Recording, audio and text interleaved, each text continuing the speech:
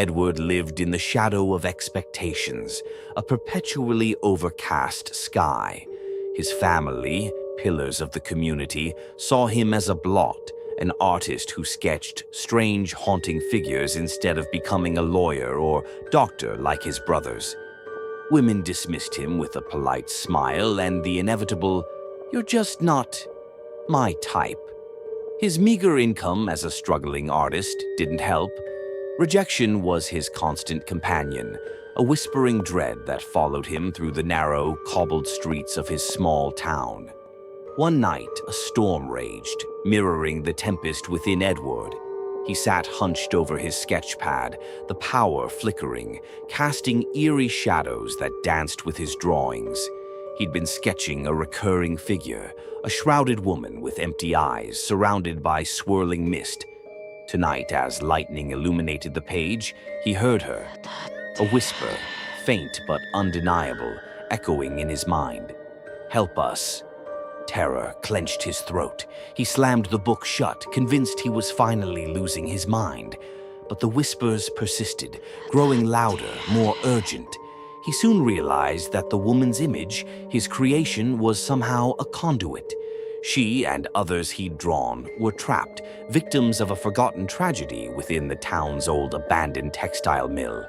Their spectral energy, trapped by the mill's cursed foundations, sought release.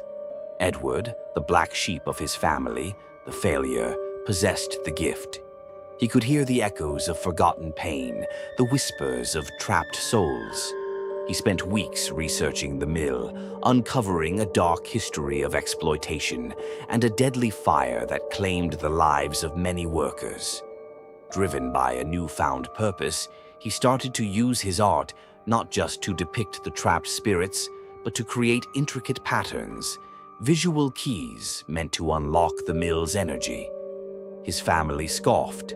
The town gossiped. But a kind, beautiful librarian, Sarah, saw the fire in his eyes, the desperate need to help. She believed him, offered him the historical records he needed, and quietly supported his strange endeavor. Sarah understood. She too had been marginalized for her unconventional ways.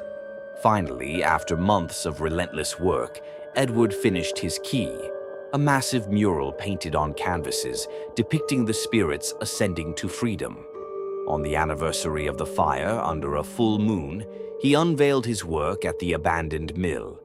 As the last canvas fell, a wave of energy surged from the mill. The whispers faded, replaced by a profound silence. The trapped souls were at peace. Edward became a local hero. His art, once mocked, was now celebrated. More importantly, he had married Sarah, a woman who valued his unique perspective, his empathy, and his unwavering dedication. He learned that acceptance comes in unexpected places, and that even in the darkest of times, our gifts can illuminate the path forward, not just for ourselves, but for others lost in the shadows. His art became sought after, not just for its beauty, but for the emotion and depth it revealed and allowed him to earn a respectable living. He had found his path, his purpose, and his love. The whispering dread was gone, replaced by the quiet confidence of a man who knew his worth. Please like and subscribe.